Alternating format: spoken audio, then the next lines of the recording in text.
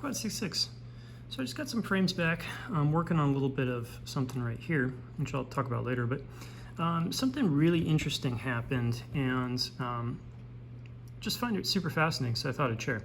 So these are both the same design, 124 millimeter frame, and they're cut, so these are war pigs. And they're both in 2 millimeter carbon fiber. They both weigh 4.3 grams or so. And one came back with the way I usually have it cut, which is the weave along the arms. And some people claim that the top layer is just this cosmetic thing and it doesn't really matter if you do this or not. And then other people I've shown, like Angry Dawn has shown that if you're cut diagonal to the weave like this, that it does affect the stiffness of the frame.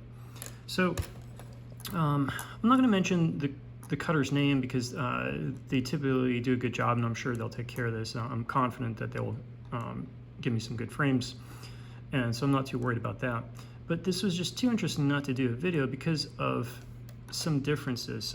Basically, your carbon and your cut matters. So I've always ordered these cut along the weave, and I've never gotten them cut diagonal. And so I figured, well, since I have it, let me check some stiffness on these. And so when I give these kind of my usual bend, this is sort of what I expect. I'm putting a pretty good amount of force. Sorry, I'm shaking the table there. Someone's shaking the table. Pretty good amount of force, and that gives me a fairly solid, obviously it's bending, but it feels pretty solid, feels pretty good. It doesn't feel like it's gonna fall apart in there. I have noticed on sometimes one direction will feel a little bit stiffer than the other, but not to such an extreme degree that it's made me worried too much. But this is a totally different story. So here it's cut diagonal. So I'm presuming it's the same carbon fiber. I did question whether they might have gotten a bad batch because it's so extreme. But in this one, I'm going to give the same kind of pressure on this. And do you see what that frame is doing? I'm literally putting the same amount of pressure, and that frame is just flexy. Like, look at this go. It's like just noodly. Now, if I turn it this way, these bars are cut, along the weave. And if I try and put the pressure there, so now I'm putting like probably 2-3 times the amount of pressure, and you can see it's not flexing. Granted, I'm dealing with more material than a single arm, but I'm not getting the same kind of flex. The other thing, and this is why I'm asking them whether they might have gotten a bad batch, is because look at that. So after I put that little flex into it, it's literally taking a mold. Like the resin is just kind of like, you can mold this stuff like clay. Like, look at that.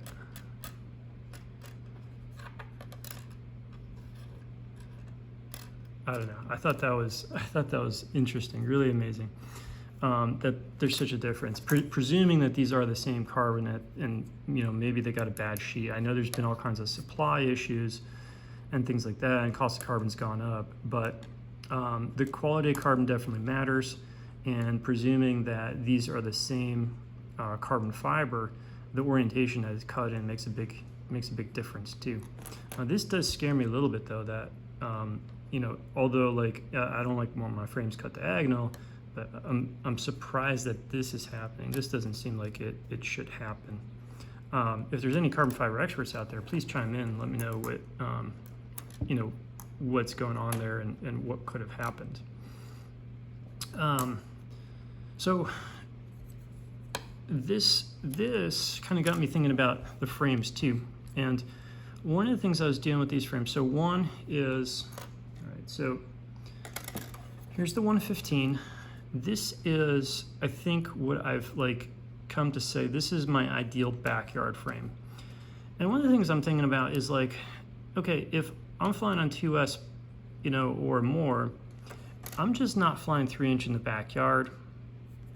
So if I'm not flying 3-inch in the backyard, why am I super fixated on hitting 120 millimeters and trying to keep those props tucked in as best as possible?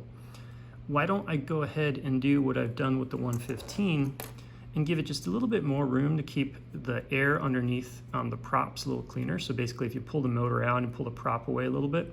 And this was this, I wish I got the name, but somebody, one of you out there commented recently of like, basically asking for this, like saying, hey, can you do the 120 with the same thing that you did with the 115, pulling the props out away a little bit to get some cleaner air. And so I'm like, well, you know what? Now that I'm not flying 3-inch in the backyard, unless it's 1S, yeah, let's do it. Because I do want to fly 3-inch, but I'm going to build these up for me and Ryder to go take hikes and check out different places and fly them kind of elsewhere where I'm not like, I'm not going to be flying in such a tight area. So, you know, a couple millimeters in footprint isn't going to make a big difference because I'm not trying to squeeze through these tiny areas, but a couple millimeters in footprint is going to make a big difference in terms of getting yourself a little bit cleaner air, keeping the prop air off of the battery, off of the frame and things like that. So that's what this is. I'm not releasing it until I bash the heck out of it and make sure I'm happy with it. The other thing I did with this too is go into slightly wider arms, still thin enough, and thin enough for a couple of reasons. One is thin enough so that you're not putting a bunch of material underneath the props. Like, why are you going to take all this effort to generate thrust with the props only to put a bunch of carbon fiber underneath it and block the airflow? Like, that doesn't make sense.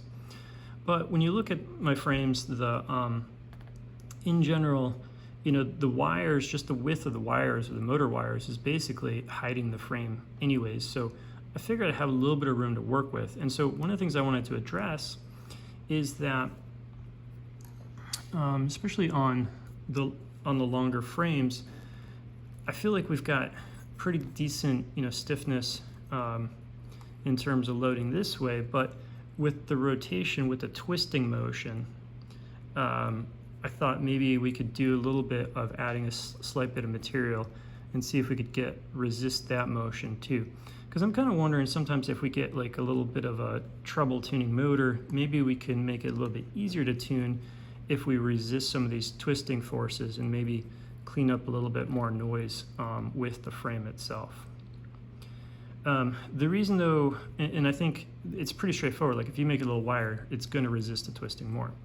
But that's one of the interesting things when you come back to this diagonal frame, is that as noodly as it is in, you know, flexing this direction, it's actually pretty stiff when you try and twist it. So that's kind of interesting that, and that partially makes me think that maybe this isn't just like bad carbon, because the torsion twisting force here, like I'm putting a lot of force into that and it's not really twisting a whole lot. Here, when we're cut along the weave, this rotates in that twisting plane much easier than the diagonal. So that's just something to think about.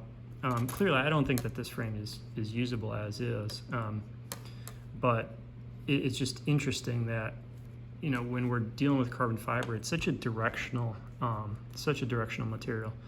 It's a great material, but it's got some, you know, apparently some interesting little quirks to it. And the weave matters. The orientation of the weave really, really matters. Anybody who says different, you know, come to my house and look at these two frames and you know, tell me it's not a real difference. So the reason though I need to go and bash this around, and I did it on the 115 too. I'm going to try with slightly wider arms on the 115. One of the reasons though to really bash this around and check to make sure that I'm not messing things up is that carbon fiber is super strong if you give it enough room. If you give it enough room to flex. If you give it enough room to flex over a wide area, it's gonna be super strong. It doesn't have to be super girthy. It doesn't have to be super crazy rigid. It's actually really strong if you let it flex over a good distance. On the other hand, if you start loading up that flex into short, you can see on my fingers how hard I'm actually pushing on this frame. If you start loading the stresses into small areas, that's when cracks start happening. And one of the things I learned from the early frames that I was doing, you know, the pre-Warpig era, I was going with straight arms and then just trying to round here and round here, basically trying to eliminate the stress risers there and there. And even though I was doing that, and it's same thickness arm, like these arms really aren't much thicker. But when I was doing that, the arms would break.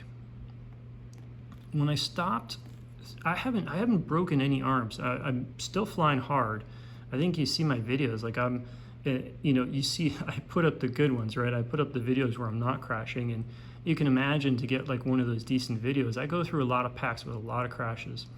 And I have absolutely stopped breaking arms. They just don't break anymore. Part of that is getting the thickness right and keeping the weight down. The other part is it's pretty subtle, but these arms are not straight. They have very specific curves along the length of them. And so that's one of the reasons I need to test this out, is because I made the narrowest point here just a little bit wider, and I want to make sure that that doesn't disrupt the flex characteristic, because if it does, even though the frame arm is thicker, it will potentially break easier than a thinner arm that controls the flex really well and distributes the flex over a wide period. So you can go out there and you can take a look at frames and look how many of the frames are cut with straight arms there, and you can look at those frames, and in general, if they have basically straight arms through this section, those arms are almost always going to be wider than they need to be, which is kind of interesting. And so I'd like to take these frames to kind of the next level. That was part of the canopy thing. I'd like them to be more popular and more commonly used, because I think they do fly well, and I think for their weight they hold up remarkably well. The one weakness, I think, if there really is one, it's just the torsional twisting. That's just when you have a thin arm and you have the weave cut this way, they are going to torsionally twist a little bit. And I think depending on your build, that may or may not be a big problem. Probably won't be a huge problem, but I think, I just kind of wonder, like, those 1202 motors that I had, those wobble goblins, I just had such a hard time tuning. I wonder if that's where the resonance is in the twisting motion. So I was kind of curious to see if we could do something about that with the frame, which actually, this might actually be a nice experiment, because this one, so this is cut the wrong way. You can see that this is cut with the weave on the diagonal. It's basically, I would not use this because of how flexy it is in that direction, but torsionally it's actually really good. So maybe, I don't know, maybe I'll build this one up with those wobble goblin motors. So those are the 1202 GEP RC motors. I don't know, that's kind of a curious experiment maybe to try. It's a lot of effort, but maybe it's worth it. But back to the point of, with this 124 millimeter frame, the need that I have to just bash it around and test it is because I've changed, hopefully I didn't change it too much, but I think I may have changed the flex characteristic a little bit, and I want to make sure that doesn't turn into suddenly snapping frames when I've had such personal, I don't know, maybe if, I'm sure some of you are flying full tilt into sides of concrete walls and, still breaking frames, but I fly in a pretty harsh environment. I just haven't been breaking them, so we'll see if this does the same. All right, until next time. Look at that, it's so nutty. All right, it's crazy. Until next time, cheers.